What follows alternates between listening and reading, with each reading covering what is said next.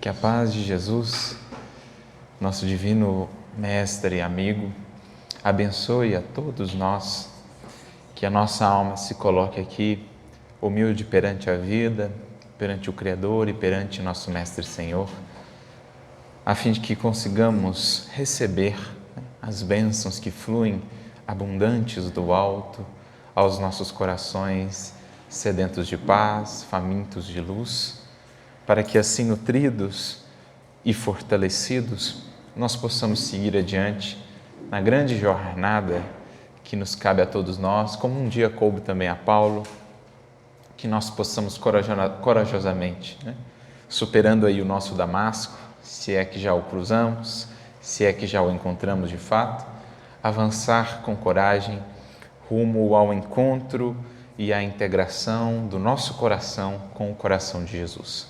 Creio que é essa a grande lição que Paulo, em seu legado, em sua vida, em sua história, nos deixou, o da coragem de avançar, uma vez tendo reconhecido os erros, os tropeços, a coragem de recomeçar sempre e de avançar em direção àquilo que nos atrai, penso a todos nós já, que é o nosso querido Mestre Jesus. Então é para mim uma imensa alegria estar aqui com vocês nesta noite, iniciando o ano, pela primeira vez, cumprindo um compromisso espírita aqui na cidade de Ibiá, essa cidade tão próxima à nossa querida Patrocínio.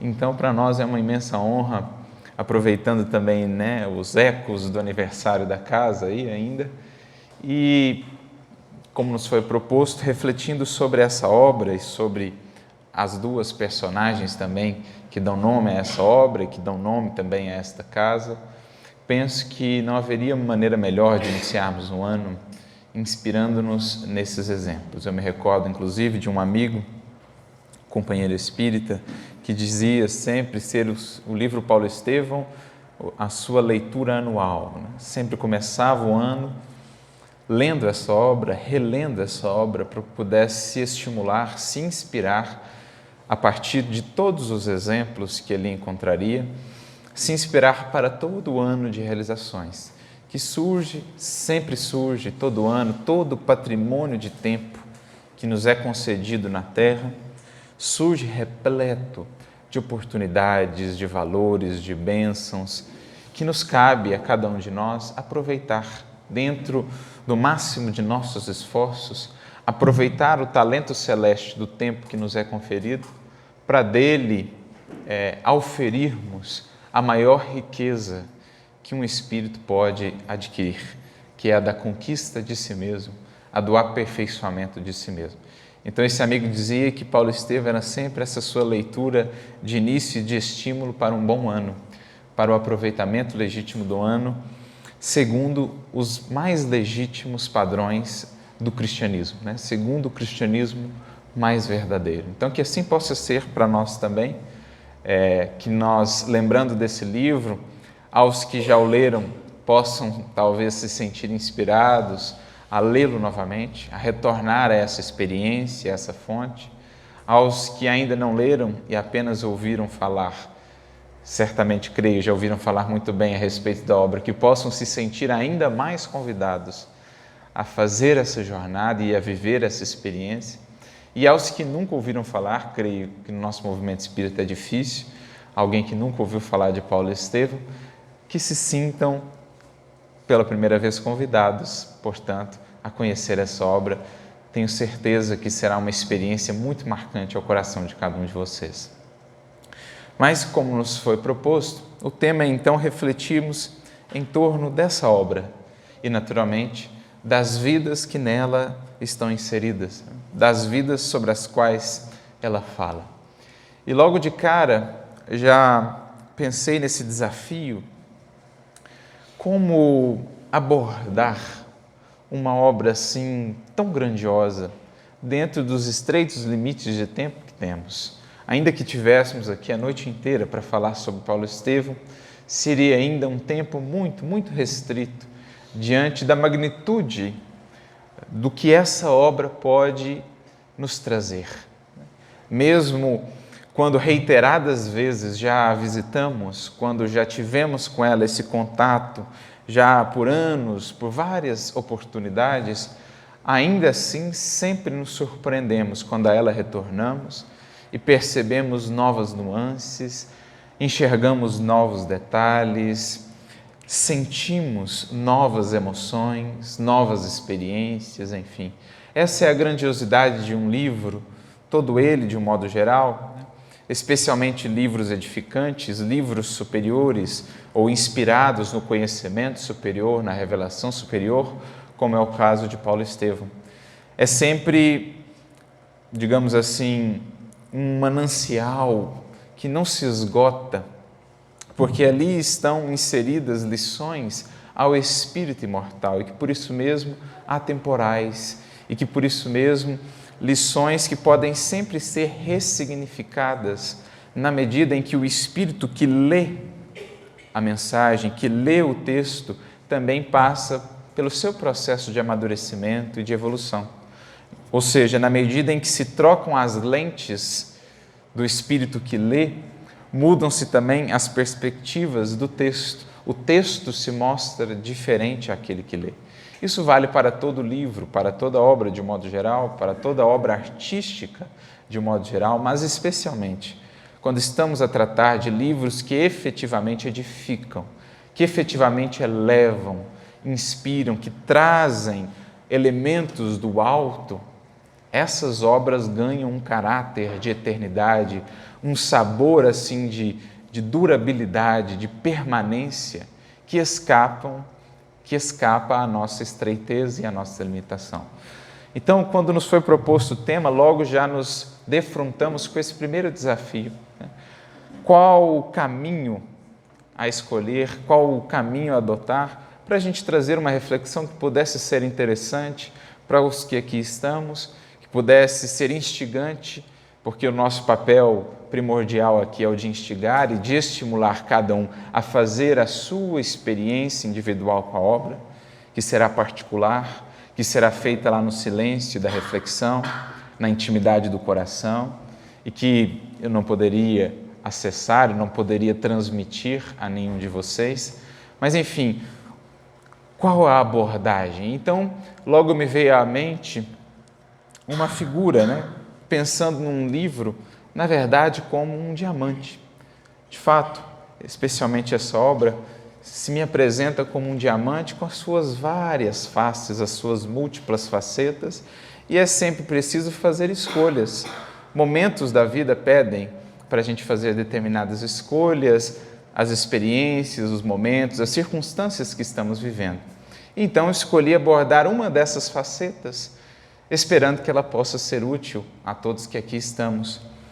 E a faceta que optei por abordar, digamos assim, aquela que talvez pudesse dar um sentido mais abrangente para a obra como um todo, né? Pudesse envolvê-la como um todo, sem penetrar muito fundo na obra em si, porque também não quero adiantar determinadas passagens, determinadas circunstâncias da obra, para não estragar, não comprometer a leitura, naquilo que é muito comum nós utilizarmos, ouvirmos a expressão atualmente, chamada spoiler, né? Quando a gente traz uma informação antecipando um pouco da história e muitas vezes comprometendo o desfecho, a caminhada narrativa da história.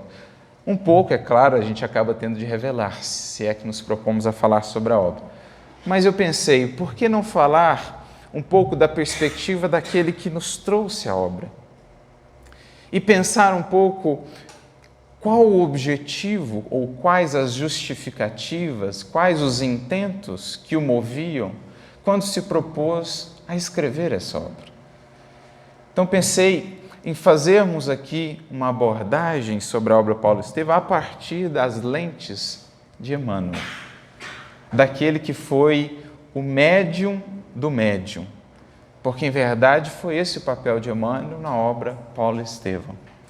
Se nós tínhamos um médium no mundo aqui dos encarnados, nosso querido Chico, nós tínhamos também a contraparte no mundo espiritual, que era o nosso querido benfeitor Emmanuel, que funcionou em todo esse processo de recepção da obra como intermediário de várias fontes que a ele recorreram, que a ele vieram, quando esse intento foi lançado, digamos assim, no fluido cósmico universal. Uma vez que se emite um propósito na criação divina e esse propósito alcança, né, o fluido cósmico universal, uma vez que se pensa, que se concebe um desígnio e esse desígnio alcança o fluido cósmico universal, ele se espalha.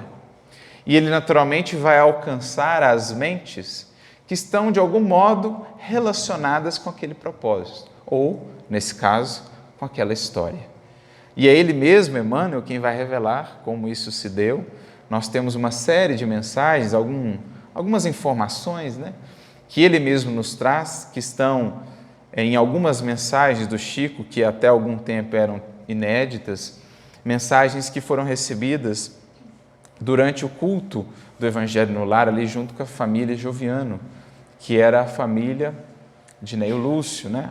Arthur Joviano, Rômulo Joviano, seu filho, e toda a família Joviano lá em Pedro Leopoldo. O Rômulo Joviano era o chefe do Chico na Fazenda Modelo, família essa muito vinculada espiritualmente ao Chico, ao Eumânio, de histórias pregressas, né? É uma família que está ali no livro 50 anos depois, que aparece em muitos momentos da caminhada do Chico e do Emmanuel. Então, uma família muito querida ao coração do Chico e ao coração do Emmanuel. E em algumas das reuniões particulares que eles faziam do Evangelho no Lar, lá mesmo, muitas vezes na Fazenda Modelo, a casa dos Joviano era ali anexa à Fazenda Modelo, o Chico recebia algumas informações do mundo espiritual de caráter mais privativo naquele momento, seja de Emmanuel, seja do próprio Neio Lúcio, em que eles nos trazem algumas informações desses bastidores, da recepção da obra Paulo Estevão, dos acontecimentos durante o processo de recebimento da obra Paulo Estevão.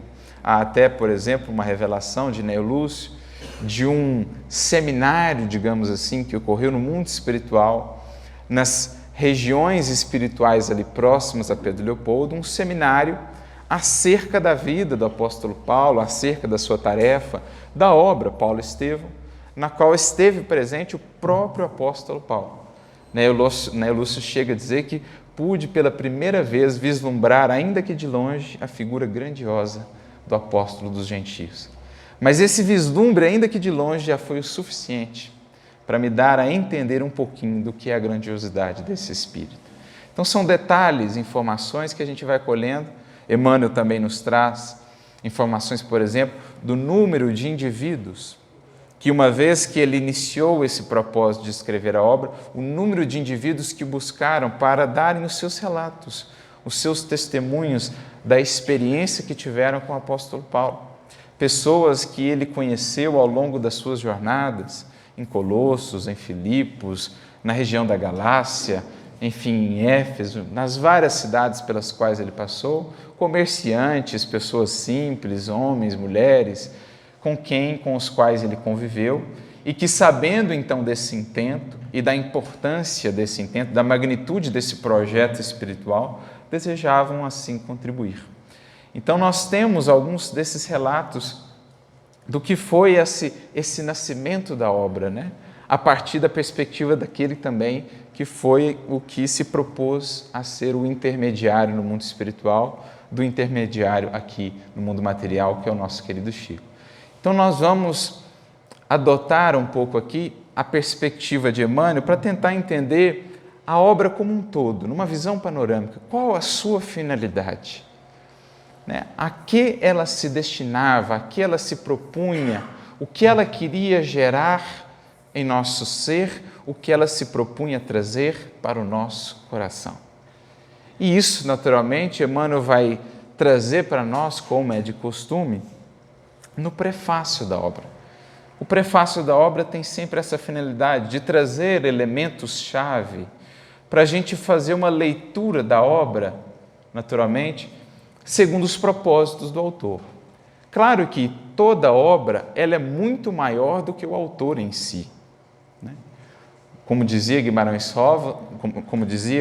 Rosa, grande escritor brasileiro, particularmente sou fã, ele dizia: um livro quase sempre é maior do que a gente.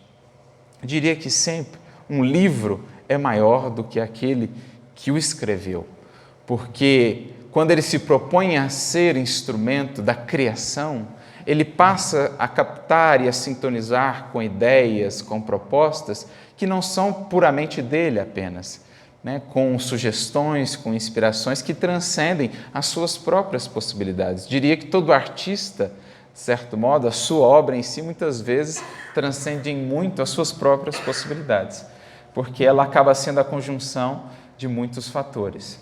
Então, naturalmente que a obra Paulo Estevão, ela vai transcender em muito os objetivos que Emmanuel tinha ao escrevê-la.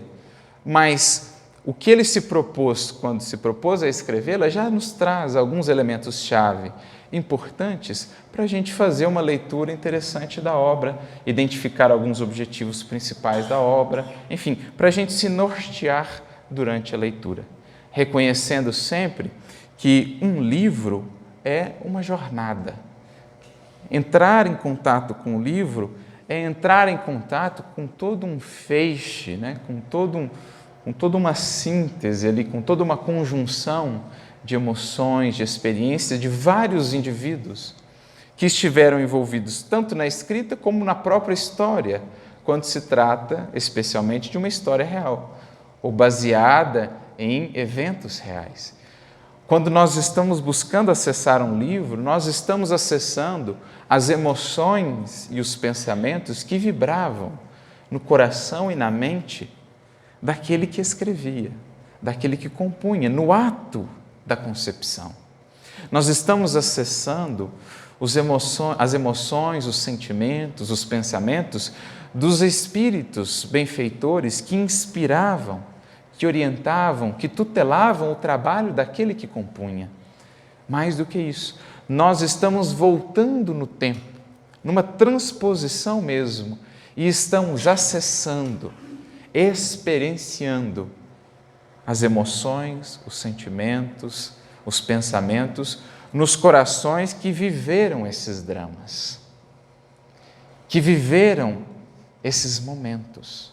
Por isso o livro é algo deveras poderoso, ele é, na verdade, um portal que nos leva a todo um universo de emoções e de pensamentos que pode, se nos abrirmos sinceramente à experiência da leitura, nos transformar profundamente.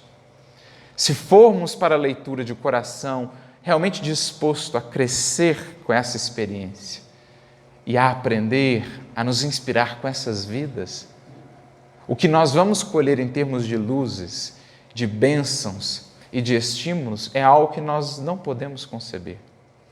Ainda mais quando falamos dos espíritos que estão envolvidos nessa história.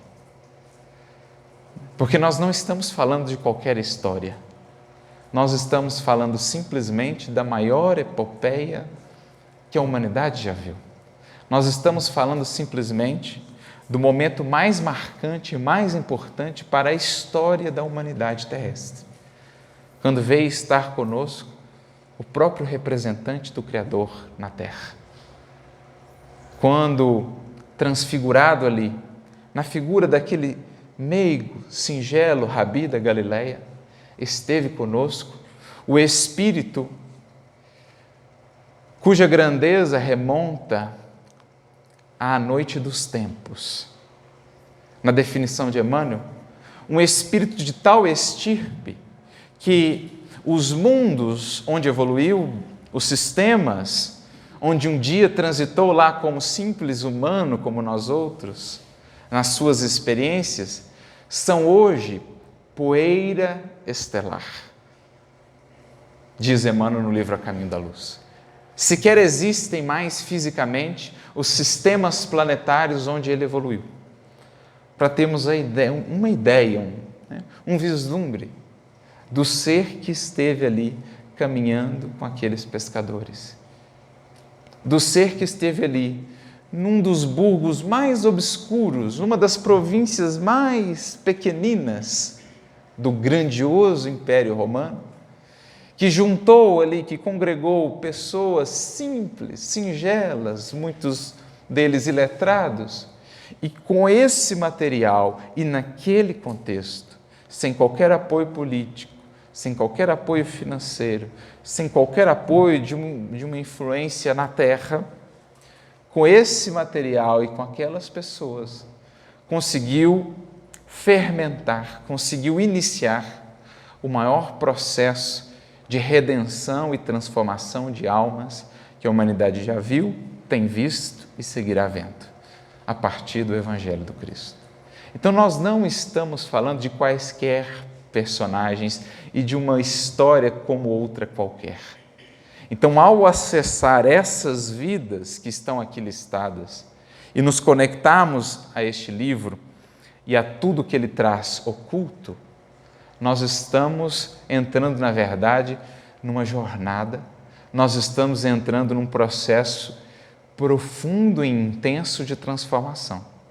Se ele buscarmos de coração humilde e de coração sincero, sinceramente disposto à renovação. E essa é a definição de um livro, né? Eu gosto muito do que Emmanuel vai dizer lá no livro Pensamento e Vida, no capítulo 4, se eu não me engano, que ele trata da instrução, quando ele traz uma definição do que é um livro e que ele diz que um livro é um imã que estabelece um processo de telementação. Então, tele, a distância, mentação, poderíamos pensar conexão mente a mente, ou pensamento a pensamento, emoção a emoção. Um livro é um imã que estabelece um processo de conexão de mentes, independentemente do espaço e do tempo. Quando lemos, nos conectamos às mentes que estão de algum modo relacionadas àquele livro, seja as mentes que o compuseram, seja aquelas que fizeram parte da história sobre a qual ele relata. Então, é essa a experiência, ou essa a perspectiva que a gente precisa ter quando a gente se propõe a adentrar uma obra, especialmente uma obra como essa. E como disse, escolhemos adotar essa visão mais panorâmica que Emmanuel mesmo vai nos trazer logo ao prefácio da obra, para a gente se munir aí de elementos-chave que nos poderão auxiliar a acessar, digamos assim, essa perspectiva, né, de crescimento e de transformação que Emmanuel intentava imprimir à obra quando escrevia ela, né? Então, é nesse sentido que nós escolhemos fazer um estudo comentado, digamos assim, do próprio prefácio da obra como esse grande impulsionador para, posteriormente, a leitura, convidando a todos a relerem ou a lerem pela primeira vez. E Emmanuel nomeia o seu prefácio Breve Notícia, porque, de fato, é breve, comparado ao livro, é uma breve notícia. Mas se tem uma coisa que temos aprendido ao longo já desses anos de estudo com o nosso querido benfeitor Emmanuel, nas suas obras, né, os estudos do Evangelho, é a grande capacidade desse Espírito em ser breve, sem ser pequeno, sem ser superficial, sem ser incompleto. É a capacidade de ser sucinto, mas pontual, profundo, que é a capacidade das grandes mentes, que é a capacidade daquele que realmente está comprometido em instruir, daquele que não pensa em fazer-se maior do que a obra, daquele que não pensa em fazer da obra ou do instrumento de instrução um degrau para se vangloriar, daquele que quer edificar, daquele que quer ver o outro crescer, daquele que quer se esconder por detrás do conteúdo, que é o que de fato importa. Essa é uma característica dos verdadeiros instrutores. Não precisam, digamos assim, paramentar a sua ação, seja ela escrita, seja ela na fala, porque confiam no conteúdo. Estão atentos ao conteúdo, estão voltados para o educando e não para si mesmos. E por isso sabem simplificar, deixar o que é essencial e abrir mão do que é desnecessário, que muitas vezes nós colocamos em nossas obras, nas nossas falas, nas nossas conversas, para, de certo modo, dourar uma pílula. As grandes almas já abriram mão disso. Por isso, geralmente, espíritos superiores, se não na totalidade dos casos, têm essa capacidade. Kardec vai dizer sobre isso, vai conversar sobre isso, por exemplo, no livro dos Médiuns, quando vai nos falar dos critérios para identificarmos a qualidade de uma comunicação espiritual, por exemplo, a capacidade que o espírito tem de ser sucinto, de ser profundo, né? Ele não se prende à forma, mas antes ao fundo, a capacidade dele de falar muito, sem precisar de tantas palavras, de tantas voltas, de tanta prolixidade. Então, são critérios que a própria doutrina espírita, o próprio Kardec vai nos trazer, para que aprendamos a identificar a natureza de um espírito. E, com isso, temos mais ou menos segurança sobre o que ele nos traz em termos de informação. Essa é uma constante em Emmanuel. Emmanuel tem essa habilidade de ser sucinto. Então, embora seja o título do prefácio Breve Notícia, a gente vai ver que ele vai resumir aqui pontos capitais, que quem leu a obra uma vez já vai poder identificar ao longo de toda a obra, né? Perceber como que Emmanuel vai entrelaçando tão bem a narrativa, que ao mesmo tempo que é envolvente, que é emocionante, não deixa de ser profundamente instrutivo. Ao contrário do que encontramos em outros casos, em que temos às vezes até uma obra que emociona, que leva a emoção, mas que em termos de instrução, de edificação propriamente, não é algo que traga tanto ao espírito, que agregue tanto. É aquilo que o espírito tem uma experiência de momento, mas logo depois aquilo já se dilui, aquela emoção passa, mas não fica nada de duradouro, de perene.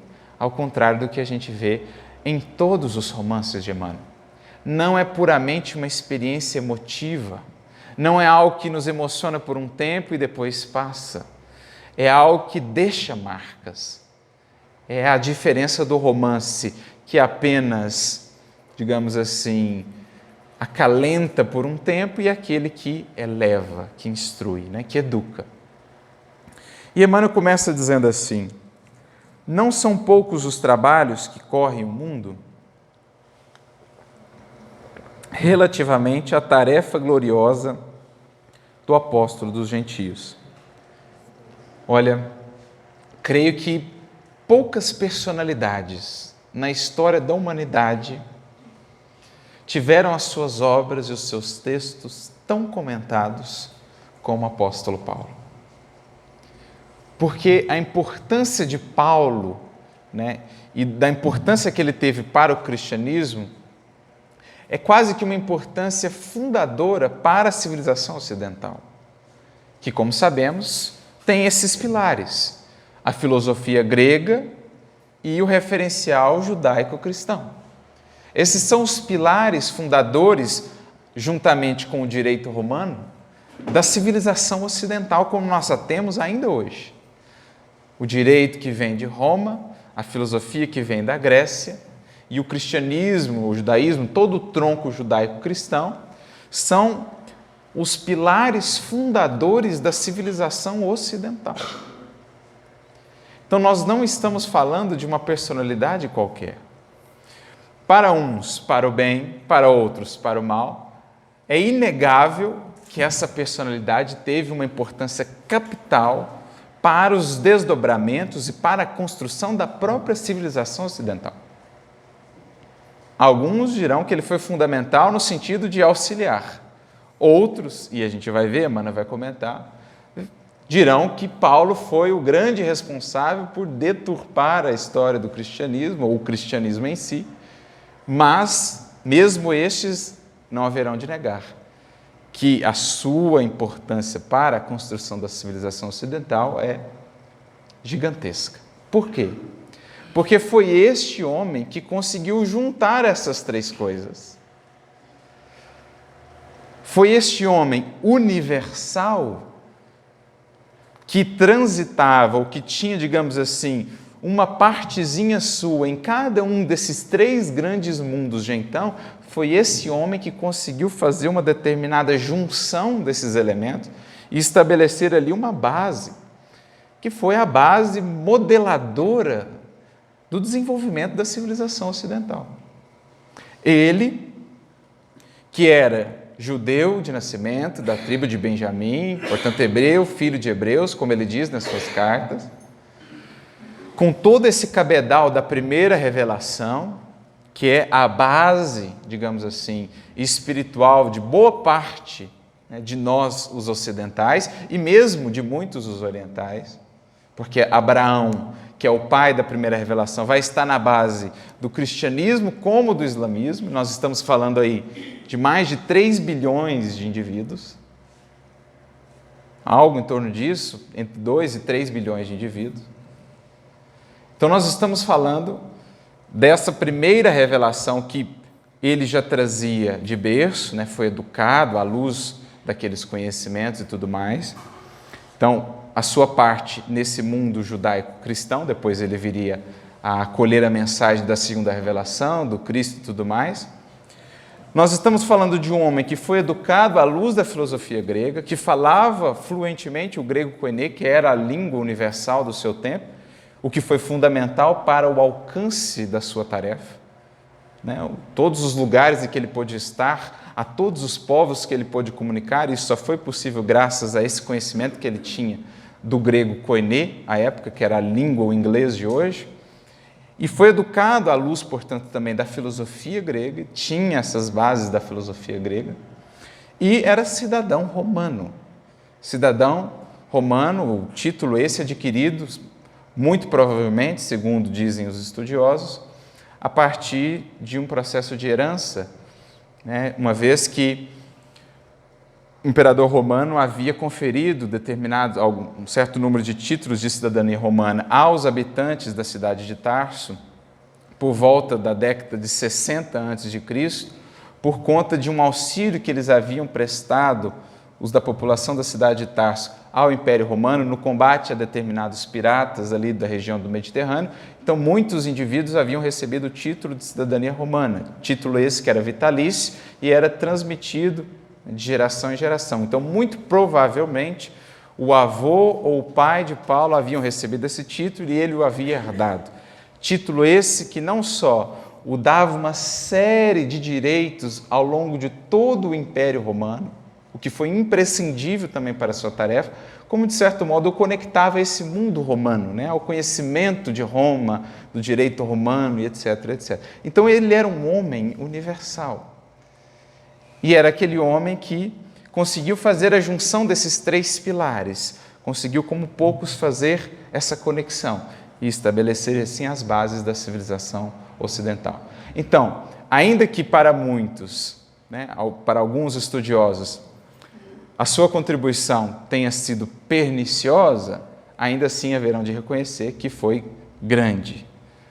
Outros tantos considerarão a sua contribuição fundamental, no sentido de benéfica, e reconhecerão naturalmente que foi grandiosa a sua contribuição. Então é inegável a importância dessa personalidade para a civilização ocidental, o que levou os seus textos, a sua vida, a ser tão comentada, a ser tão estudada, bem como toda a sua obra.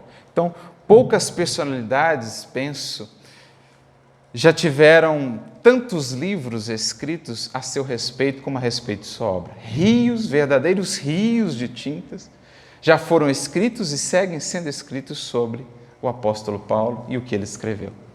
Então, Emmanuel começa o prefácio dizendo assim: eu sei que é uma das personalidades mais estudadas da história da humanidade, né?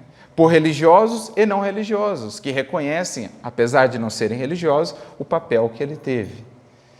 Mas ele prossegue dizendo: é justo, pois, esperarmos a interrogativa: por que mais um livro sobre Paulo de Tarso? Então, se já tem assim tanto, se foram tantos livros já escritos, por que mais um? Seria uma homenagem ao grande trabalhador do Evangelho ou informações mais detalhadas de sua vida? Já nos convidando a pensar, o que movia Emmanuel? Uma homenagem a Paulo? Será que esse é o caráter de Emmanuel ou será que Paulo precisaria de algo desse tipo? Quando pensamos na segunda hipótese, já fica mais claro. Informações mais detalhadas, porque, de fato, embora rios e rios tenham sido escritos a respeito da sua vida, as fontes primárias sobre a sua vida e sobre a sua obra, permanecem as mesmas desde séculos e séculos atrás.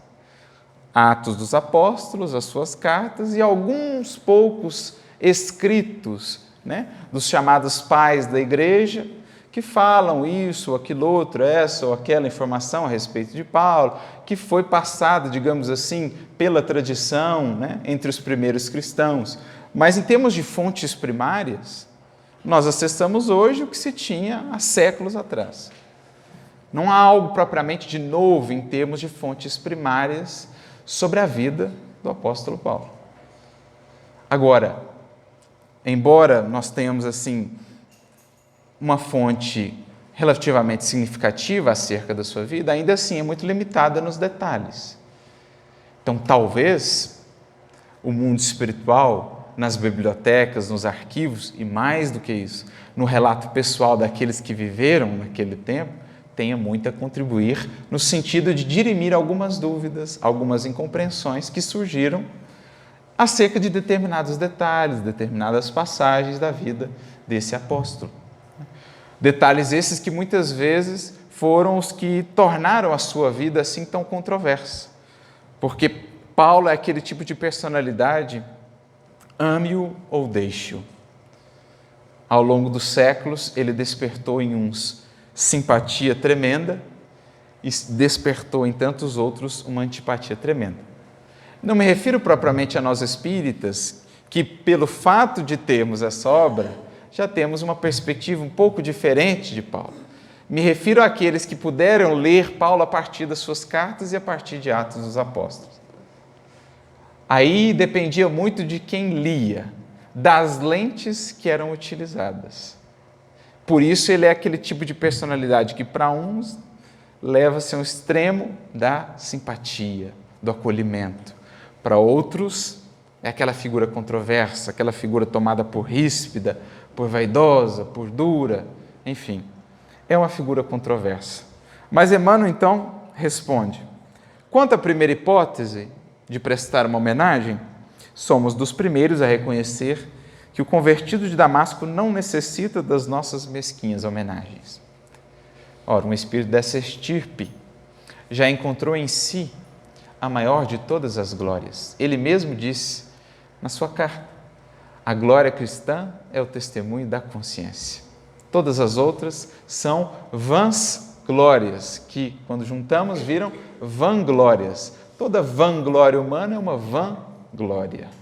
É uma glória vã, porque a glória, a única glória definitiva, legítima, que o verdadeiro discípulo do Cristo busca, é a glória do testemunho da sua consciência, convertida em tabernáculo do Cristo. Essa ele já alcançou. Portanto, qualquer homenagem que venhamos a prestar a ele será uma vanglória. É diferente, naturalmente, de expressar gratidão, de expressar carinho a um espírito. Isso é natural, Isso é algo que brota espontâneo do amor, do reconhecimento. É bem diferente das glórias e homenagens, muitas vezes exteriores, a que nós somos ainda tão presos, tão amarrados. É bem diferente da gratidão e do carinho. Então, Emmanuel já descarta a primeira hipótese. E ele segue: quanto à segunda, isto é, a de mais detalhes sobre a sua vida, responderemos afirmativamente, ou seja, esse é um dos nossos intentos para atingir os fins que nos propomos, transferindo ao papel humano, com os recursos possíveis, alguma coisa, olha o detalhe da expressão, alguma coisa. Emmanuel está dizendo que o livro Paulo Estevão é alguma coisa da história verdadeira. Se isso aqui é alguma coisa do que é a história em toda a sua grandiosidade, imagina o dia que a gente acessar o verdadeiro Paulo Estevão. É alguma coisa dentro das possibilidades que ele tinha, que ele tentava transmitir ao papel humano dessa vida. Então, alguma coisa das tradições do plano espiritual acerca dos trabalhos confiados ao grande amigo dos gentios. Então ele está falando das tradições do mundo espiritual. Porque às vezes a gente esquece disso, né? A gente ainda guarda uma visão do mundo espiritual assim meio nebulosa. E a gente não pensa, por exemplo, que eles têm também registros da história terrestre. Só que registros muito mais fidedignos, muito mais abrangentes do que os que aqui temos na matéria, por conta até mesmo da limitação que a matéria impõe. As fontes da matéria perecem, as pessoas morrem e muitas vezes levam consigo as histórias, as nuances, as perspectivas. Foi quase que, digamos assim, não vou usar a palavra milagre, mas para expressar o impacto da descoberta, quando descobrimos os textos lá em Nag Hammadi, os manuscritos chamados manuscritos do Mar Morto, textos de antes do Cristo, conservados daquela maneira. Só foi possível porque a maioria deles estava dentro de ânforas seladas, feitos em pergaminhos, alguns em papiros, outros, mas é matéria orgânica, e tudo que é orgânico um dia se deteriora.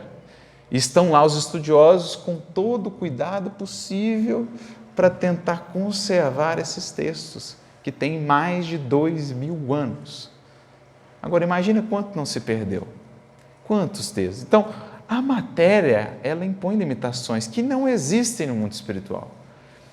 Então, é certo que quanto mais a gente sobe em termos de esferas espirituais, mais completo, vasto é esse registro, e mais do que isso. Não estamos a falar apenas de registros escritos, porque no mundo espiritual, um livro é uma experiência sensorial. Quando se lê um livro no mundo espiritual, se vive aquela experiência. Nós não vemos os relatos, por exemplo, de Ivone do Amaral Pereira, ou dos espíritos que estão no mundo espiritual.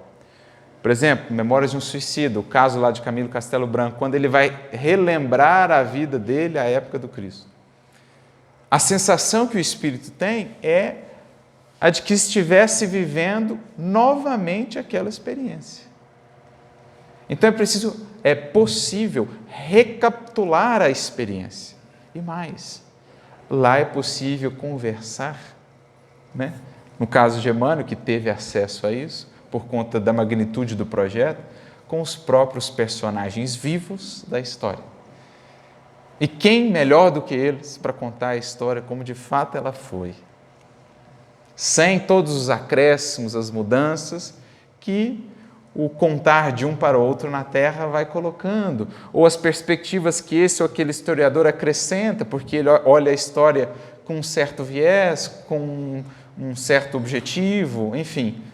Então, Emmanuel está falando aqui de fontes muito mais isentas, muito mais fidedignas, muito mais abrangentes do que as que a Terra comporta. Então, as informações extras que ele vai trazer a essa história e a todos esses personagens que dela fazem parte, são muito preciosas, são muito valiosas. E era esse um dos objetivos dele ao se propor a fazer isso. Imaginemos só, não fosse essa obra, nós sequer saberíamos da existência de Abigail, porque ela sequer é mencionada em qualquer das primeiras fontes que nós temos acerca da vida do apóstolo Paulo. Ela não aparece em nenhum momento em Atos dos Apóstolos, ela não aparece em nenhum momento nas cartas de Paulo, pelo menos não explicitamente. Uma personagem que é capital na história como um todo, de Estevão, de Paulo, ali daquele início, né, do cristianismo na comunidade em Jerusalém, que foi imprescindível para a história de Paulo como um todo, que moldou a sua vida e que nós só viemos a saber graças a essa obra. Para a gente ter uma ideia da importância, né, dessas fontes, que o alto permite que sejam, digamos assim, abertas em parte para nós, com finalidades educativas. Então é isso que Emmanuel quer dizer. Alguma coisa das tradições, porque tem muitas coisas que só o futuro nos dará o devido merecimento para que a gente possa acessar. Quando tivermos a condição espiritual de acessar essas esferas mais elevadas, quem sabe um dia, pela misericórdia divina, poder estar diante desses próprios espíritos e com eles diretamente aprender. Mas ele então segue dizendo: nosso escopo não poderia ser apenas o de rememorar passagens sublimes dos tempos apostólicos. Então, já dizendo assim, olha, o nosso objetivo aqui não é apenas fazer um resgate histórico. Isso é importante, trazer mais detalhes, lembrar passagens sublimes e tal. Isso tem aí uma certa finalidade, mas o nosso escopo não se restringe a isso.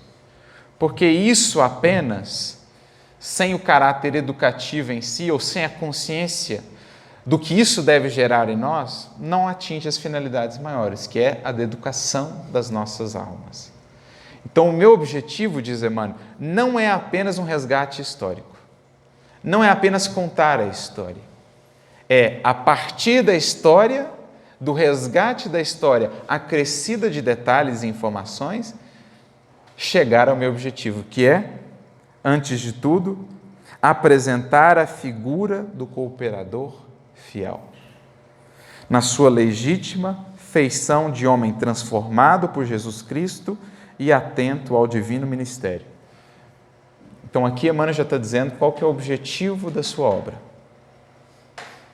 Não apenas o resgate histórico, ampliado, acrescido de detalhes, mas sim apresentar o cooperador fiel, transformado pelo Cristo e atento aos seus deveres. Em outras palavras, implicitamente, ele está dizendo assim: o meu objetivo com essa obra é fazer com que, como ele foi transformado pelo Cristo, pelo contato com Cristo, cada um possa ser inspirados por ele, também um exemplo de transformação com Jesus. Transformação que nos leve a ser trabalhadores fiéis e atentos aos nossos deveres com Cristo. Então, é reproduzir a transformação que ocorreu na vida do apóstolo Paulo, guardadas as devidas proporções em nossas vidas. Esse é o objetivo com que Emmanuel escreve a obra. Nos fazer trilhar jornada similar a que Paulo trilhou. Jornada de transformação com Jesus. Então, finalidade educativa da obra, não meramente informativa, não meramente alimento à emoção, mas sim recurso, material pedagógico de transformação, para que cada coração que entrar em contato com essa obra e com essa história possa sair dela mais consciente do quanto lhe cabe fazer e se transformar com Cristo. Esse é o objetivo que Emmanuel delineia logo ao início da obra. Então, para aquele que se propõe a ler a obra, ao longo de toda ela e, sobretudo, ao final, repensar como eu saio dessa obra. Percorrida essa jornada, quem é o eu que sai na outra ponta do livro?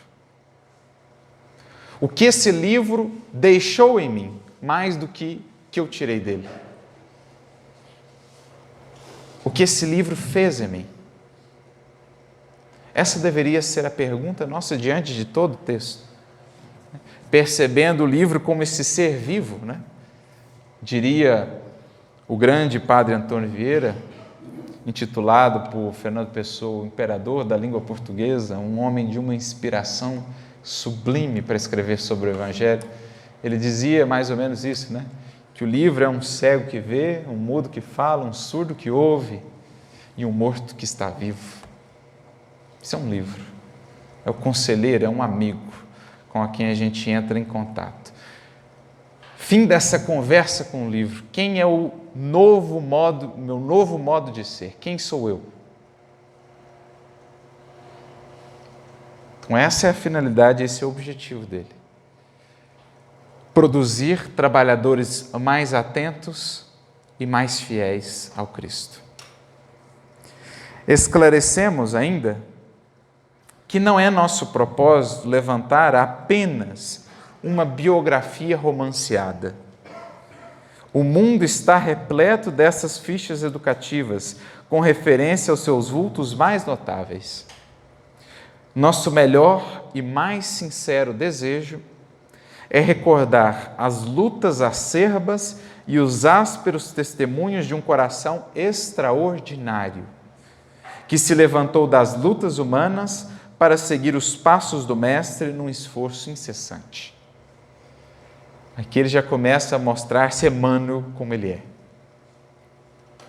Porque quando a gente vai ganhando intimidade com Emmanuel, conhecendo o seu modo de ser e de escrever, a gente vai percebendo que Emmanuel tem essa particularidade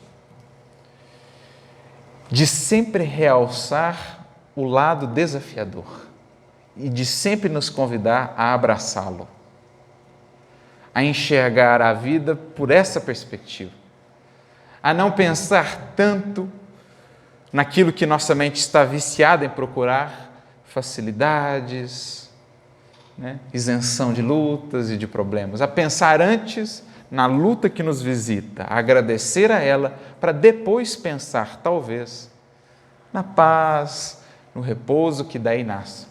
Mas aí, uma paz e um repouso legítimos, porque construídos porta dentro do coração e da mente. Antes a luta, depois a paz. Geralmente nós queremos a paz sem a luta. Com Cristo não existe isso.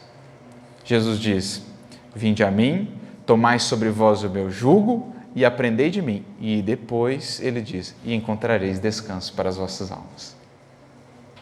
Nós queremos ir a ele, pulamos o jugo, pulamos o aprendizado e queremos encontrar o descanso. Isto é, queremos que ele atue em nossa vida no sentido de torná-la pacífica, de torná-la harmoniosa, sem assumir responsabilidades. Especialmente a maior de todas elas, a de nos conduzirmos, a de sermos os gerentes, os condutores da nossa vida e do nosso destino. Por isso Jesus deixa muito claro em todos os convites que faz: quem quiser vir após mim, tome a sua cruz e me siga. Vinde a mim, todos os que estáis cansados e sobrecarregados, tomai sobre vós o meu jugo e aprendei de mim, e encontrareis descanso. Então Jesus sempre antepõe ao retorno da paz, da tranquilidade, da harmonia, ele antepõe o esforço, a disciplina, a luta. Como a realçar a parte que nos cabe na obra que somos nós mesmos. Por isso Emmanuel diz: o nosso papel, o nosso desejo aqui é mostrar as lutas desse homem. Não o Paulo santificado lá do final, o Paulo espírito harmonizado que hoje admiramos, aplaudimos e nos encantamos com a sua vida, mas mostrar o processo para o qual muitas vezes fechamos os olhos. Quantos de nós não olhamos o Chico naquela doçura, naquela brandura e pulamos as horas incontáveis de trabalho com cansaço, com crítica, com pedrada, com lágrima, com dor, para ser aquele exemplo de doçura, de ternura, no qual a gente podia ver um pouco mais claro o reflexo do Cristo. Assim, geralmente, nós fizemos ao longo dos séculos com os grandes nomes do cristianismo. Pulamos o processo para olhar o final, o ser santificado, sem vê-lo antes e sem vê-lo durante. Então, Emmanuel, na obra, vai nos convidar a caminhar lado a lado com esse homem, para ver aos poucos como a química do Cristo, a química do Evangelho, vai convertendo ali cascalho em diamante, o carvão em diamante, na pressão do tempo e do esforço. Porque é assim que a própria natureza faz. Da pedra ou do diamante bruto, sob a pressão intensa, ao longo do tempo, ao longo do esforço da paciência, vai se extraindo o diamante. É a mesma coisa. Né? Carvão e diamante, mesma coisa. Acrescida aí a pressão e o tempo. Então, assim é o Espírito. Então, Emmanuel, com a obra, vai mostrar melhor o processo, que Atos dos Apóstolos nos mostra, de certo modo, mas não com toda a profundidade emocional, com todas as nuances e os detalhes do que foi o que esse homem vivenciou. E essa é a maior riqueza, penso, do livro Paulo Estevão, nos mostrar o que é caminhar com Cristo, desconstruir para nós as várias ilusões que criamos acerca do que é nos filiarmos nas fileiras de Jesus. Mostrar que é preciso abraçar a cruz, que sem ela não há ascensão. Por isso ele diz, trazendo a primeira justificativa para a obra. Ele vai dar duas justificativas. O objetivo ele já delineou. Ele quer que ao final do livro tenha-se ali um indivíduo mais consciente e mais disposto a ser fiel ao Cristo. Agora ele vai trazer as justificativas. A primeira delas, as igrejas amornecidas da atualidade e os falsos desejos dos crentes, nos diversos setores do cristianismo, justificam as nossas intenções. Olha o impacto dessa frase de Emmanuel. As igrejas amornecidas da atualidade e os falsos desejos dos crentes. Emmanuel está dizendo que a nossa experiência cristã, por séculos, tem estado morna. E ele não lista uma em específico, ele diz as igrejas. Como a dizer, né? Todas aquelas, inclusive a doutrina espírita, todas aquelas que se vinculam ao Cristo, de um modo geral, com as louváveis exceções em todos os tempos, têm adotado uma postura amornecida, de mornidão, que em sentido espiritual é a pior condição. Me recordo, inclusive, da frase que está lá no Apocalipse, capítulo 3, versículo 16, o próprio Cristo, né, falando através de João, que atuava como que um médium no livro do Apocalipse, ele diz assim, não és quente nem frio, porque és morno, e ele usa uma expressão forte, né, te vomitarei da minha boca.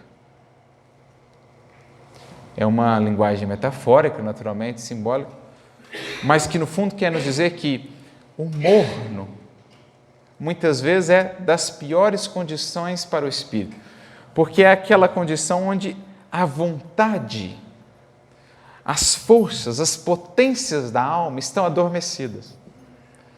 Porque às vezes aquele que está lá no outro extremo do mal, da perversidade, ele está lá com tanta potência, com tanta garra, com tanta força, que no despertar dele, ele dá aquelas guinadas espirituais e é aquele espírito que avança.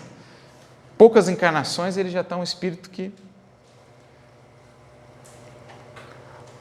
com aquele outro que já está no bem, né, com as potências, com toda a força de realização. Agora, aquele que está ali em cima do muro, que vai arrastando, que não mobiliza a vontade, como diz Denis, a faculdade primeira da alma, soberana da alma, aquele em que a vontade ainda está morna, que se deixa arrastar pela vida, pelas circunstâncias, que ainda não assumiu realmente a condição de realizar algo, esse às vezes permanece assim nessa condição por séculos.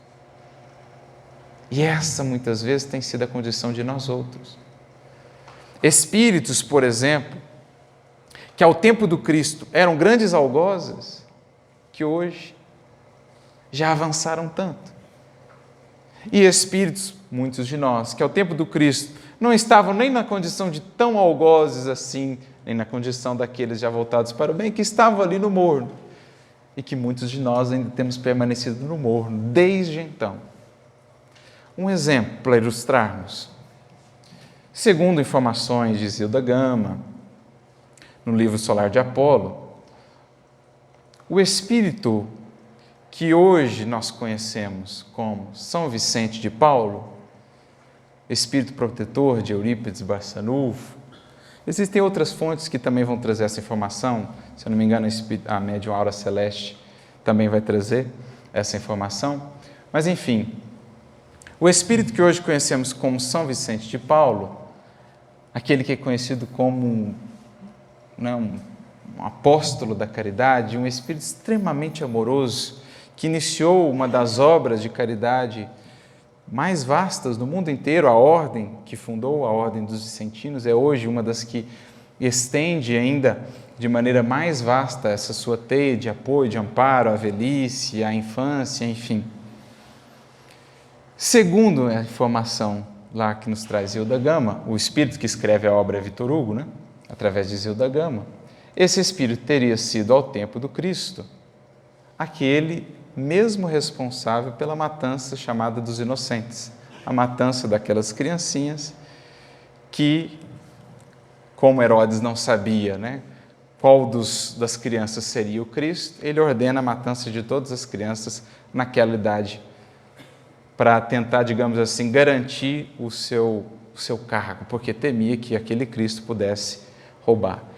Então, segundo informações, seria o Espírito que, ao tempo do Cristo, havia executado aquele ato assim, que nos parece ainda de uma bruteza tão imensa, mas que, desperto na sua jornada espiritual, conseguiu avançar a tal ponto de alcançar a estirpe de um Espírito de São Vicente de Paulo, com toda a sua grandiosidade, que nos inspira. Ele que foi, como disse, benfeitor espiritual de Eurípides Barçanufo, para a gente ter uma ideia de um espírito que nos parecia ainda afundado nas sombras, mas que já tinha ali potências realizadoras, que quando mudou para o bem, conseguiu avançar tanto.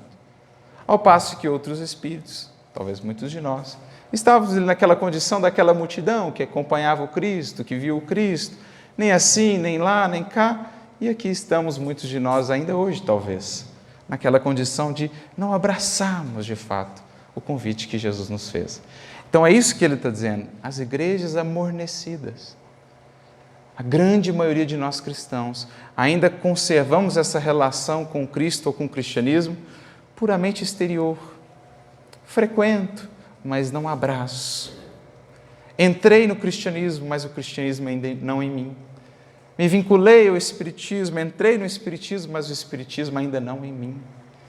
Então é preciso pensar se nós já abraçamos o Evangelho e a doutrina espírita em tudo o que ela é, de transformação para a nossa vida. Se nós já transpusemos aquele limite de acreditar que a experiência com o espiritismo é simplesmente ir ao centro e que ela se restringe a essas paredes e a esse momento. Ou se nós já entendemos a experiência religiosa em nossa vida, seja ela qual for, no espiritismo ou não, como um convite à transformação integral da nossa vida.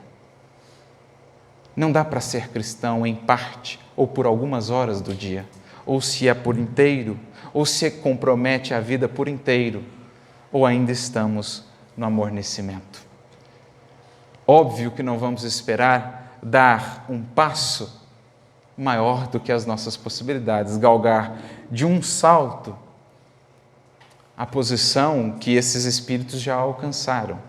No entanto, é preciso ter essa consciência de que nos cabe aproveitar o tempo que nos foi dado, que é tão precioso, a oportunidade que temos de estarmos aqui encarnados, conscientes com esse cabedal de conhecimento que a doutrina espírita nos dá, do Evangelho, da doutrina em si mesma.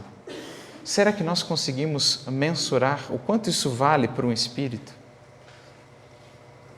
Será que a gente consegue realmente, creio que aqui da matéria é difícil imaginar isso, mas façamos esse exercício, nos coloquemos em espírito, no mundo espiritual, a pensar em todas as lutas para voltar à matéria, encarnar, passar pela infância, enfim, recompor-se ali, vincular-se ao corpo novamente, aprender o alfabeto de novo, desenvolver, passar por tudo que a gente já passou. Assumir as velhas tendências do passado, etc. E fazermos tudo isso conscientes do que estamos fazendo aqui, de onde viemos e para onde vamos. Conscientes do roteiro que nos cabe trilhar para aproveitar ao máximo o tempo e a oportunidade que nos são ofertados. Será que a gente consegue dimensionar isso? O valor da encarnação que nós estamos tendo agora como espíritas? Creio que dificilmente aqui na matéria a gente consiga mensurar. Mas fica aí a reflexão. É preciso aproveitar essa oportunidade como se outra não fosse existir. Porque, de fato, outra como esta não existirá. É preciso pegar essa oportunidade e abraçá-la em mãos com os familiares que agora temos, com o corpo que agora temos, com as oportunidades e a profissão que agora temos, como se ela fosse única em nossa história espiritual. É como se nós estivéssemos ouvindo o que Públio Lentulus lá outrora ouviu de Jesus. Soa para ti agora um minuto glorioso. Se souberes aproveitar esta oportunidade, para que ela seja doravante em tua vida um cântico de hosanas ao Senhor, um cântico de testemunho e de fidelidade ao Cristo e à oportunidade que Ele está te dando. Porque como essa não existiu até agora em nossos caminhos, nem existirá. Com esse conhecimento, com essa noção do que é a vida e do que estamos fazendo aqui, não existirá. Então é preciso aproveitar. E é isso que Emmanuel, com essa obra, queria frisar. Gente, vamos lembrar o valor do que a gente tem em mãos. Vamos deixar esses falsos desejos, porque geralmente quais são os nossos desejos quando buscamos o Cristo? Que Ele mude essa ou aquela outra pessoa, que Ele nos isente dessa ou daquela outra luta. Mas quantos de nós nos aproximamos do Cristo dizendo assim: Senhor, traga-me experiências mais desafiadoras. Senhor, eu estou disposto, me coloco aqui de joelhos, quero aprender, envie-me as experiências mais desafiadoras. Quão raros não são os espíritos que voltam ao mundo espiritual tendo feito mais do que 10, 20% do que se propuseram. Quão raros são aqueles que são completistas, quão raros são aqueles que voltam tendo ido além do que se propuseram a fazer. Quantos são aqueles que dizem: não, eu vou aproveitar, vou abraçar, quero ir além. E quando a espiritualidade identifica corações como esse, confere as experiências. Porque são corações que entenderam o valor incalculável do que tem em mãos. Então, quantos de nós se aproxima de Jesus com esse desejo, não de receber, mas o de dar alguma coisa? Senhor, estou aqui te pedindo, eu quero doar o meu tempo, me auxilia a fazê-lo. Senhor, eu estou aqui te pedindo, eu quero ser mais útil com os meus recursos financeiros, me auxilia a fazê-lo. Senhor, eu estou aqui querendo te dar um pouco da minha saúde, me auxilia a aplicá-la. Quantos de nós faz uma prece assim a Jesus? Então é preciso renovar a perspectiva. Nós buscamos ao Cristo, como Quinto Varro ouviu de Apio Corvino no livro Ave Cristo, logo ao início da obra. Quinto Varro aproxima-se de Apio Corvino, que era já um cristão reconhecido pela sua sabedoria, pela sua vida. Era um ancião respeitadíssimo. E ele, Quinto Varro, comenta sobre os problemas que ele vivia, as dificuldades. E Apio Corvino ouve tudo aquilo com serenidade, com paciência, mas ao final ele diz assim: Quinto Varro, meu amigo, meu irmão, você buscou o Cristo para que Ele te sirva ou para que você o sirva? Essa é a pergunta fundamental da nossa relação com Jesus. Porque enquanto buscarmos para que Ele nos sirva em nossos desejos, estamos longe ainda de entender a finalidade do Evangelho em nossas vidas. Mas no dia que a gente se ajoelhar perante Jesus, dizendo assim: Senhor, estou aqui para te servir. Se é para passar na enfermidade com paciência, que seja esse o meu meio de te servir. Para mostrar resignação, renúncia, que seja esse o meu meio de servir. Se é para perder tudo que tenho financeiramente, e se é esse meu meio de servir, mostrando paciência e serenidade, que seja feita a sua vontade, Senhor. Se é para um familiar meu, muito amado, partir e eu ter que vivenciar essa experiência, que seja esse o meu meio de te servir. Essa é a mudança de perspectiva. Então, Emmanuel diz assim: em toda parte há tendências à ociosidade do espírito e manifestações de menor esforço. toda parte o anseio de fazer pouco, fazer menos, para mais ganhar. Muitos discípulos disputam as prerrogativas de Estado. É tão atual. Quando o caminho errado que o cristianismo tomou foi justamente juntar-se, aliar-se ao Estado, nós queremos novamente misturar as coisas e juntar a religião ao Estado, fazer do Estado um instrumento da religião ou o oposto. Quando a César o que é de César e a Deus o que é de Deus. Naturalmente, que o cristianismo em nossas vidas vai modificá-la, a nossa vida e a nossa atuação por completo em todas as esferas. Seja na atuação na política, seja na atuação no trabalho profissional, seja onde ele for. Mas daí a querer fazer do cristianismo ou da religião um degrau para prerrogativas de Estado, há uma distância imensa. E foi o grande tropeço da história do cristianismo. Então, muitos buscam as prerrogativas de Estado, enquanto outros, distanciados voluntariamente do trabalho justo, suplicam a proteção sobrenatural do céu. Templos e devotos entregam-se gostosamente, olha a palavra que Emmanuel coloca, gostosamente, às situações acomodatícias, preferindo as dominações e regalos de ordem material. Ou seja, Emmanuel, que é, digamos assim, fincar em nossa consciência, em nosso coração, essa que deve ser uma perspectiva assim, muito clara para todos nós, sobretudo espíritas, que nós não viemos aqui para ficar. Que as bases da nossa vida feliz com Cristo não estão nem estarão na terra. Que o cristianismo não nos visita ou não está em nossa vida para prerrogativas materiais ou para prosperidade material. Que nós não somos convidados, enquanto discípulos do Cristo, a vencer no mundo, mas a vencer o mundo. Alguns poderão até vencer no mundo, mas essa não é a finalidade de Jesus em nossas vidas. Nós não viemos para ficar. A nossa vida não é aqui. Nós não somos daqui. E nós insistimos em ficar raízes tão profundas aqui, às coisas daqui, e sofremos quando somos convidados a desfazê-las. Os seres que amamos não são daqui e não permanecerão aqui conosco. Nem nós.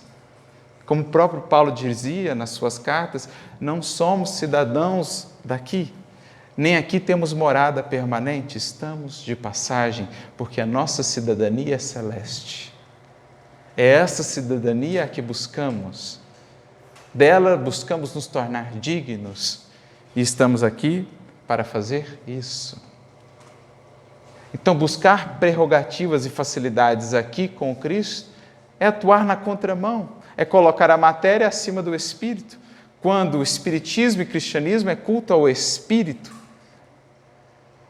acima da matéria, sem menosprezar a experiência material e tudo que nela recebemos.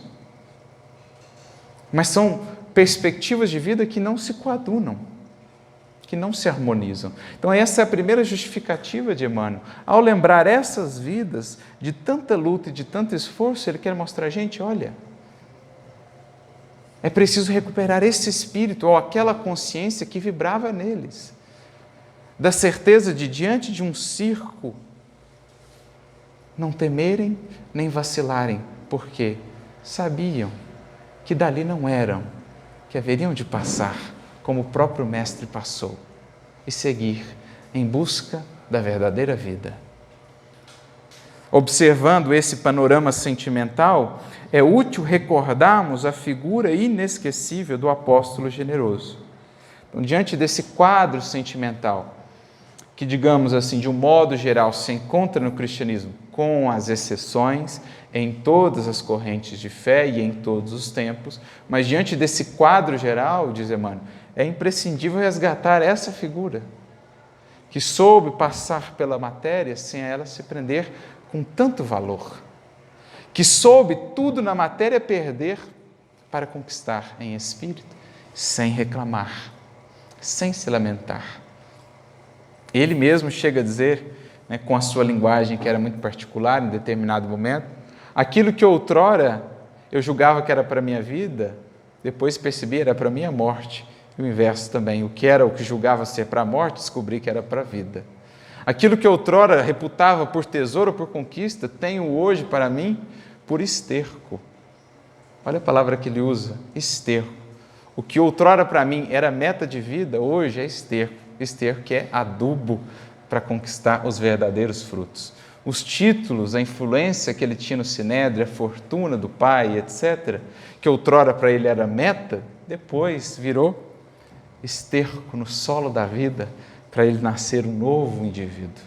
Quantos de nós arraigou no coração de tal modo essa consciência de que se hoje Jesus nos pedir para perder tudo que temos, considerar isso esterco para uma vida mais frutífera.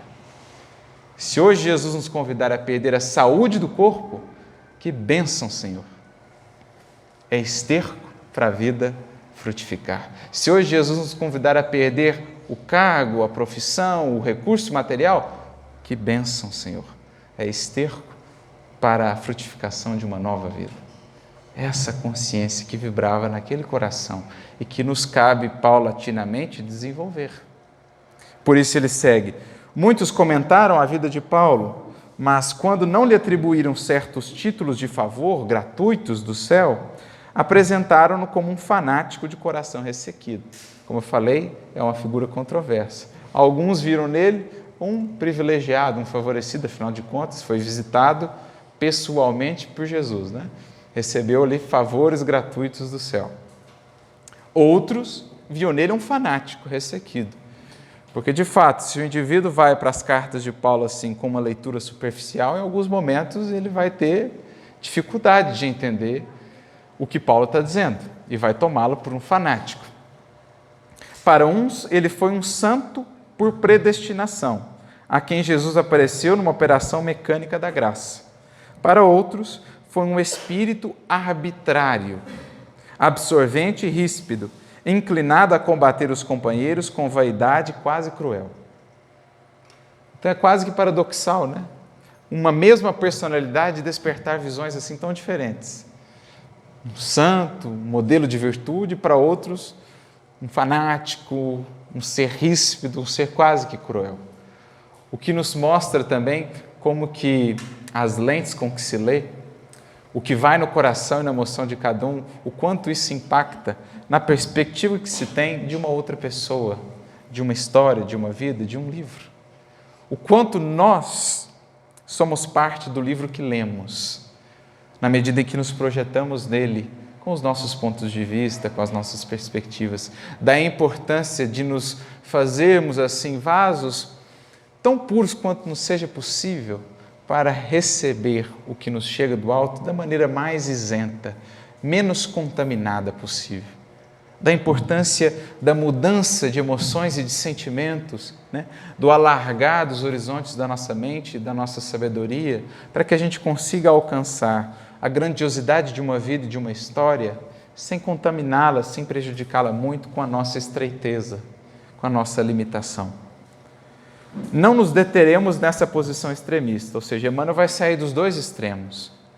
Não é nem um santo por predestinação, um privilegiado que recebeu favores de Jesus, Paulo não é isso, nem o outro extremo, um fanático, vaidoso, masoquista, como alguns veem. Não é nenhum desses dois. Nós estamos em busca do coração extraordinário, humano, mas também já em busca do divino. Essa é a personalidade que nos interessa nessa obra. E essa jornada que a gente vai fazendo ao longo de toda a obra.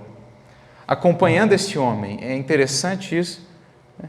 Como que Emmanuel, na sua maneira de narrar as coisas, trazendo os relatos psicológicos, o que cada um sentia, nos levando para dentro do mundo íntimo dos personagens da história, como que ele nos coloca nessa posição privilegiada, né? De realmente ver a transformação do indivíduo. A gente vai caminhando ao lado ali com Saulo, vendo no início aquele homem ríspido, aquele homem duro, aquele homem orgulhoso, e que gera aquilo em nosso coração muitas vezes uma repulsa, gera Mas que isso? Que homem é esse? Como é que esse homem pode ter sido Paulo, né? Todo mundo fala tão bem de Paulo. E como que isso vai mudando ao longo da própria obra, com as experiências que ele vai vivendo, com as mudanças que ele vai tendo, como que o nosso coração em relação a Paulo, ele vai sendo modificado pelo Cristo. Porque nós somos convidados a viver com essa obra a experiência da misericórdia. A gente é convidado a ver o que leva muitas vezes alguém a cair. A gente é convidado a ver que muitas vezes aquele que caiu é igualzinho a gente. Só que a gente talvez ainda não caiu como ele caiu. Para ver o quão frágeis nós somos e o quanto não cabe de nossa parte julgamentos em relação àquele que cai. Porque poderia ser nós, como pode ser nós a qualquer passo adiante. A gente é convidado ao longo da obra, acompanhando a trajetória desse homem, a caminhar nesse misto de emoções. No início, né, quase que de revolta com ele, de aquelas emoções negativas em relação a ele, quando ele persegue, quando ele tortura, quando ele fere, quando ele prejudica almas assim tão doces que só fizeram bem, como Estevão. Você fala, como pode um ser assim? E ao final da obra você está ali, absolutamente encantado, emocionado com a história daquele homem, com a sua coragem de mudar, com a grandiosidade daquele amor que o buscou, como pode buscar a cada um de nós e vai buscar. Essa é a obra, Paulo Estevão, a química que ela opera em nosso coração.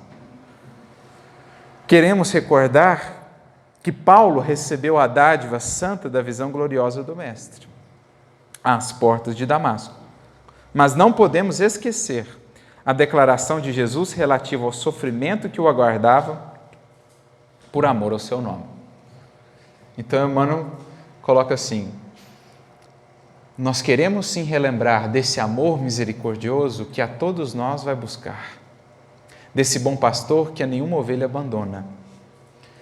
Esse é um dos objetivos da obra, lembrar que existe um amor que nos ama, que não desiste, nem desistirá jamais de nós. Mas um outro objetivo da obra é também lembrar o quanto esse amor que nos ama disse àquele que resgatou, o quanto lhe cabia de esforço e de trabalho na parte que lhe cabia por se regenerar.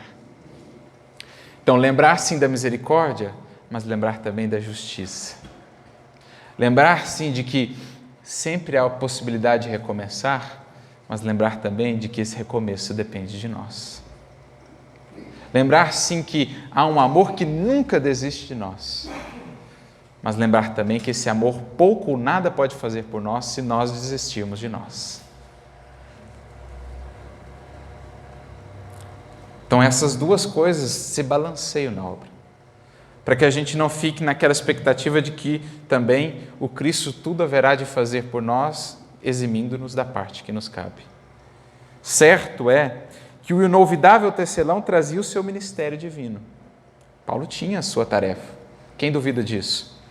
Mas quem estará no mundo sem o ministério de Deus? Em outras palavras, quem de nós não tem tarefa? Ou você acha que a família que você teve não é uma das partes da família que você tem, não é uma das partes desse seu ministério no mundo? A profissão que você tem, o convite que você tem a partir do conhecimento superior recebido, as imperfeições que você já identificou em você, se elas não são parte desse ministério que te cabe. Essa é a tua missão. Cada um tem a sua. É que a gente exalta as que mais aparecem, mas todas têm o mesmo valor, porque o valor, na verdade, diz respeito a cada espírito. A minha missão tem um valor para mim, como a missão do fulano, do ciclano tem uma missão, tem um valor para ele. E por isso não cabe comparações, porque são circunstâncias e posições diferentes. Mas vale sim dizer que todos têm o seu ministério. Todos têm algo a realizar. Muita gente dirá que desconhece a própria tarefa. Eu não conheço, eu não sei qual é a minha. Que é insciente a tal respeito, mas nós responderemos, ou poderemos responder que, além da ignorância, ou seja, daquela ignorância acalentada, a criatura que não busca conhecer-se, que não busca se abrir para a sabedoria do alto, aí realmente fica difícil perceber a condução da vida em nossas vidas, há desatenção e muito capricho pernicioso. Ou seja, por que muitos de nós não conseguem encontrar a tarefa que Deus nos propõe na vida? Emmanuel está dizendo, com o seu toque de professor assim mais enérgico, característica sua, porque muitas vezes há de nossa parte desatenção, invigilância, não estamos atentos, vamos vivendo a vida sem vigilância, sem atentar para o que acontece, sem buscar ler nos parágrafos das circunstâncias a própria descrição do que o alto nos propõe. Então há desatenção e capricho pernicioso, porque muitos de nós não identificam a tarefa que a vida propõe, porque não é a tarefa que gostaríamos. Então, como não é o que gostaríamos de fazer, a gente diz, então não é essa. Mas às vezes ela está ali, gritando diante dos nossos olhos, geralmente vivendo conosco debaixo do mesmo teto. E a gente está recusando em enxergar que está ali o mais claro ministério que Deus nos deu. Os mais exigentes advertirão que Paulo recebeu um apelo direto. Mas Paulo viu direto, eu não vi direto, Jesus não apareceu para mim. Ora, como não apareceu? Quando você leu o livro Paulo Estevão, o que aconteceu? Quando ele aparece para Paulo, ele aparece para você também. Quando você vem à casa espírita, o que acontece aqui? Senão um reiterado convite do Mestre a tomarmos os caminhos que ele nos propõe. E é o que Emmanuel diz.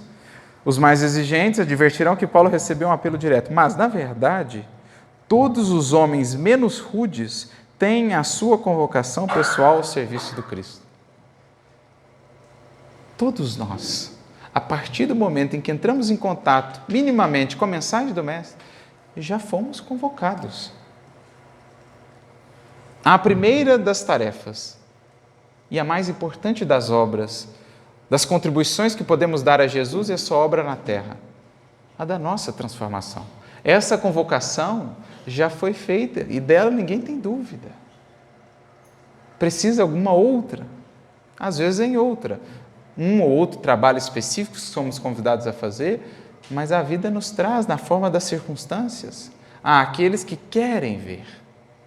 Há aqueles que deixaram os caprichos perniciosos, há aqueles que estão atentos, que estão em busca, e há aqueles que buscam se conhecer. A esses, os parágrafos da lei, os parágrafos das orientações do alto, os caracteres divinos se fazem claros. E a vida conduz. A vida conduz. Por isso ele prossegue.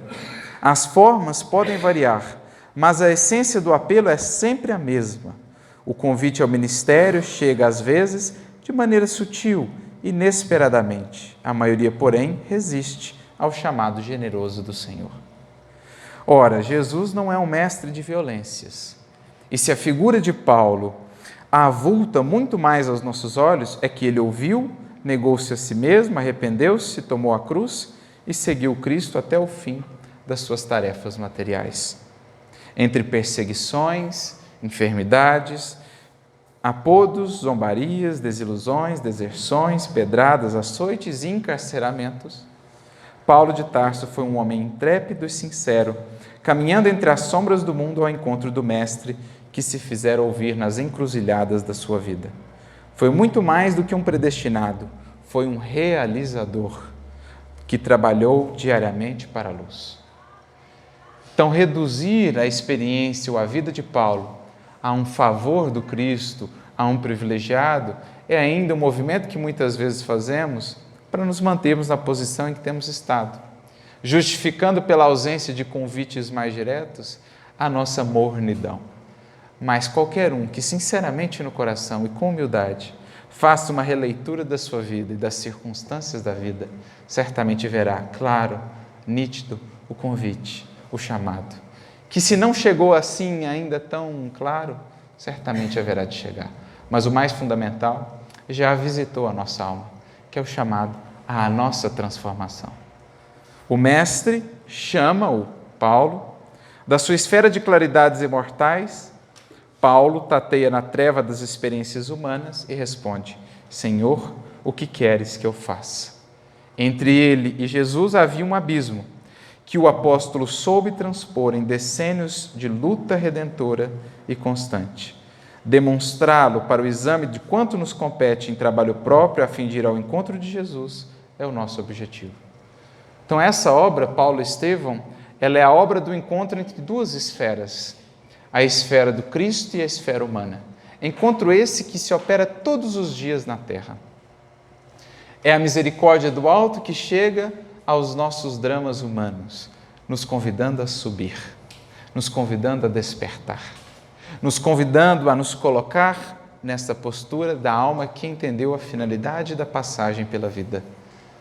Não tanto a de atender o que gostaríamos, mas sim o que precisamos e viemos fazer.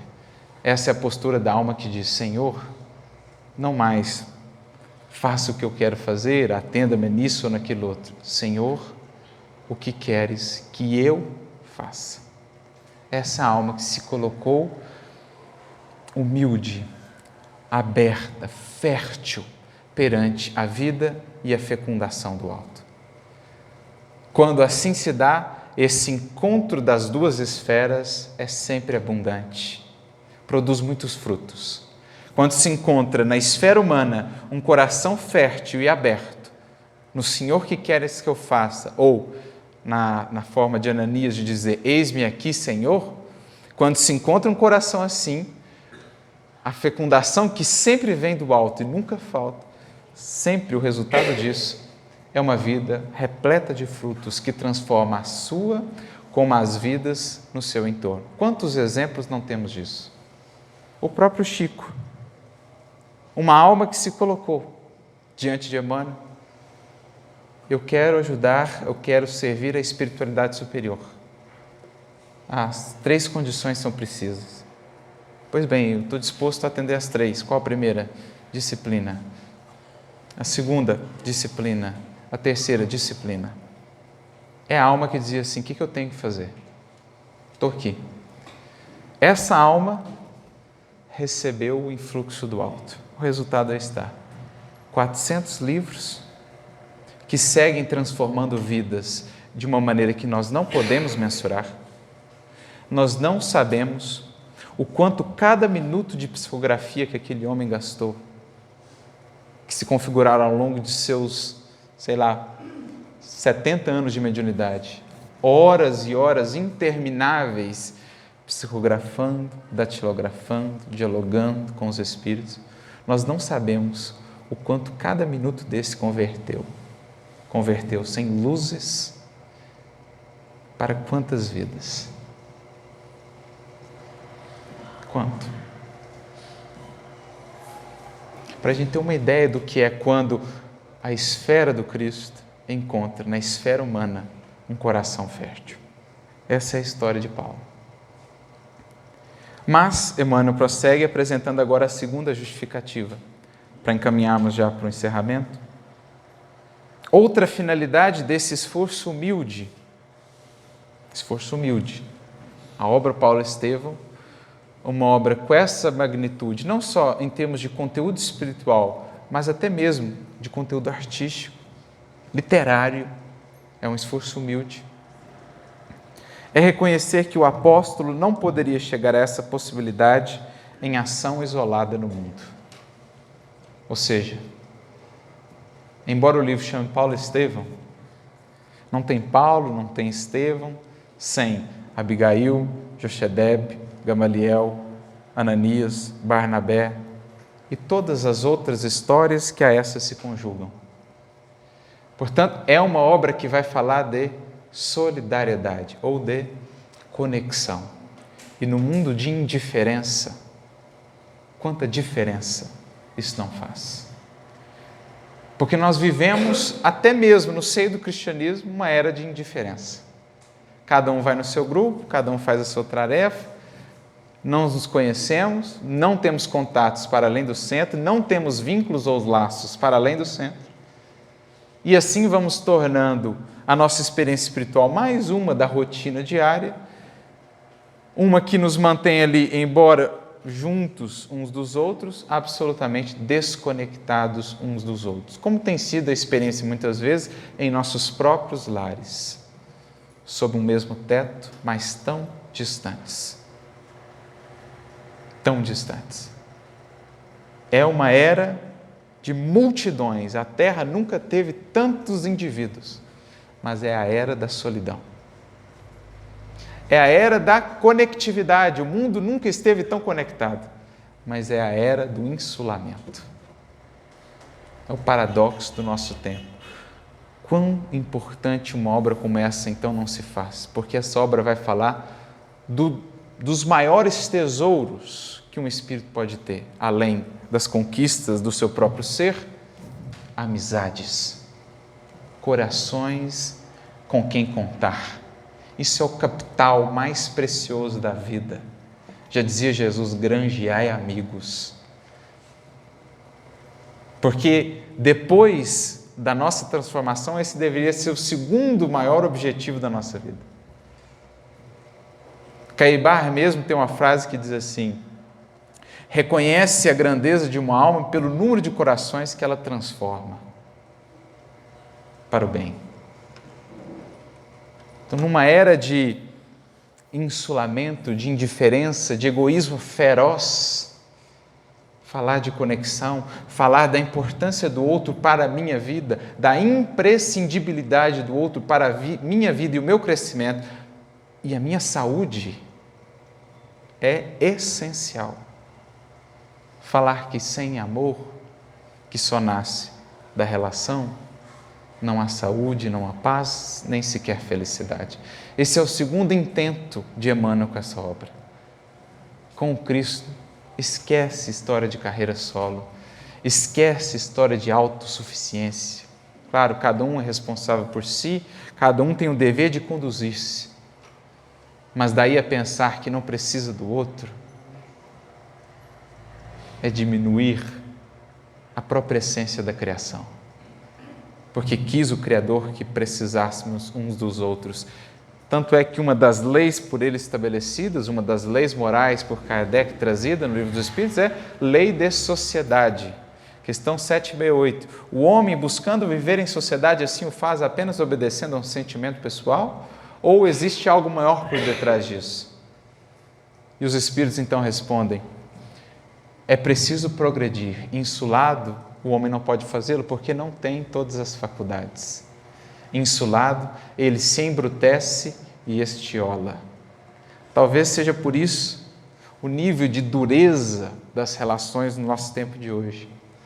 Porque insulados que estamos uns dos outros, embora juntos nos mesmos espaços, estamos embrutecidos, estamos duros de tanta indiferença. Porque não queremos abraçar a coragem do amor e do amar.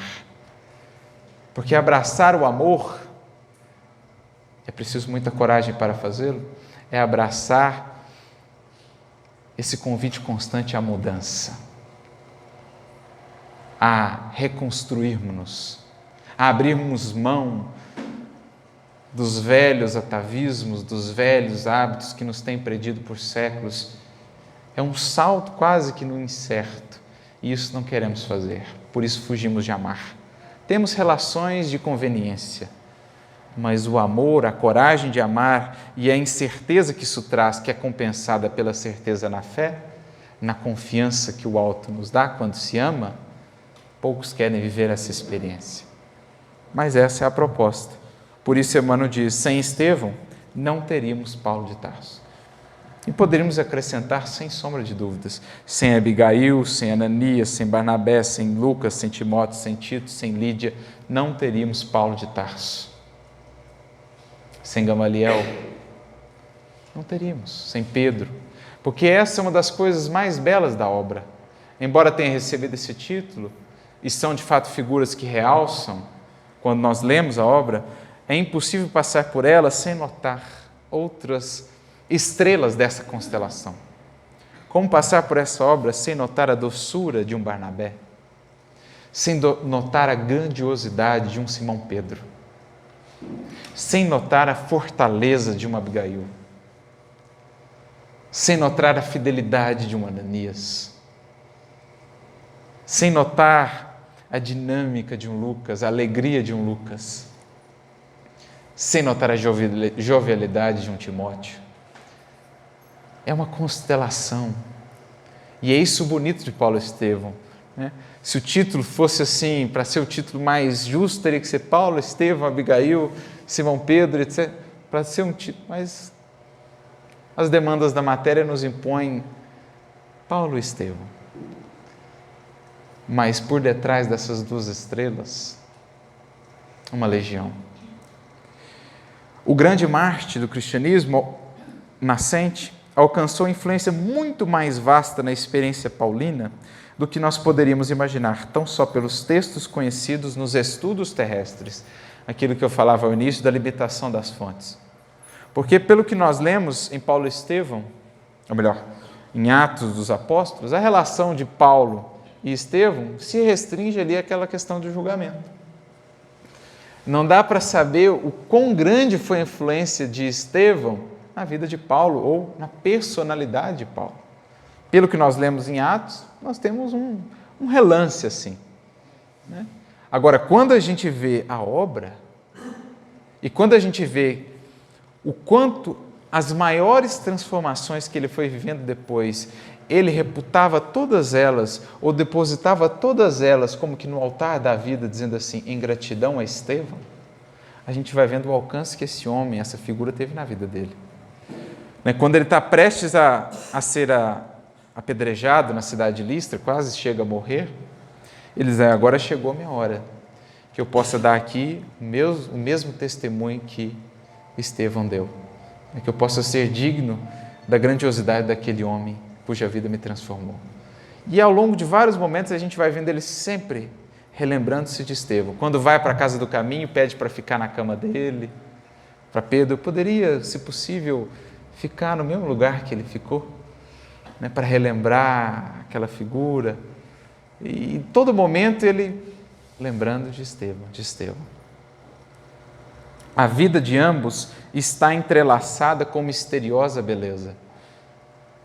Eu ia falar uma coisa agora, mas eu ia dar um belo de um spoiler do final. Mas vocês vão entender esse entrelaçado de misteriosa beleza quando chegarem ao final da obra. Os que já chegaram entenderam, né, como que Jesus quis entrelaçar a vida dessas duas personalidades ali, no início do cristianismo, para colocar um marco, né, entre o primeiro verdugo e o primeiro mártir. A contribuição de Estevão e de outras personagens dessa história real vem confirmar a necessidade e a universalidade da lei de cooperação.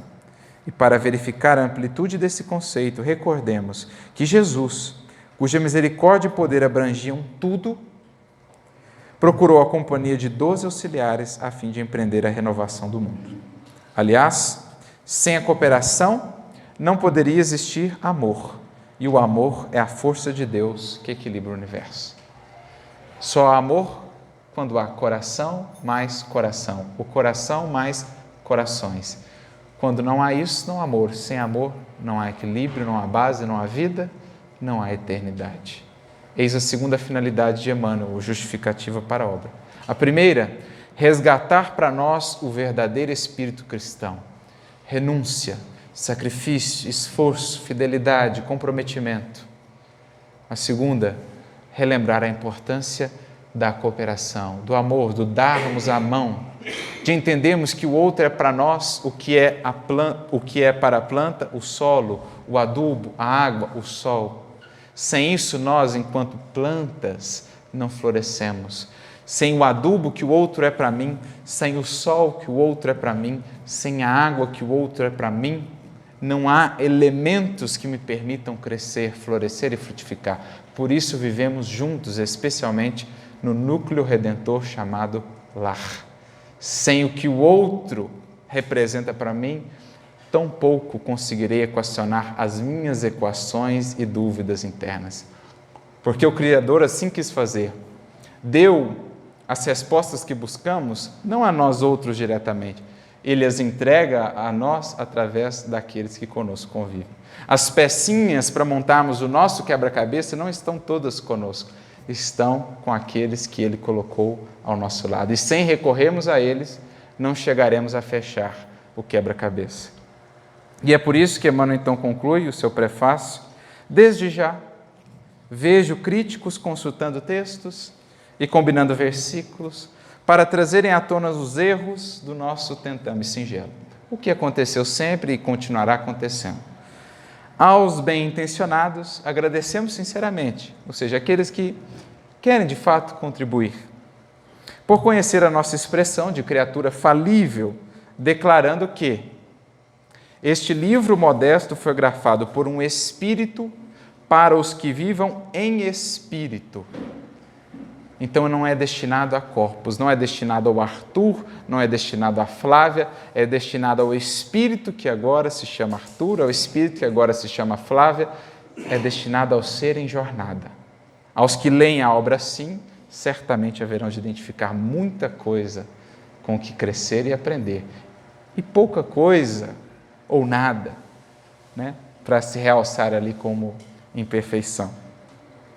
E ao pedantismo dogmático ou literário, ou seja, aos vaidosos de todos os tempos, recorremos ao próprio Evangelho para repetir que, se a letra mata, o Espírito vivifica.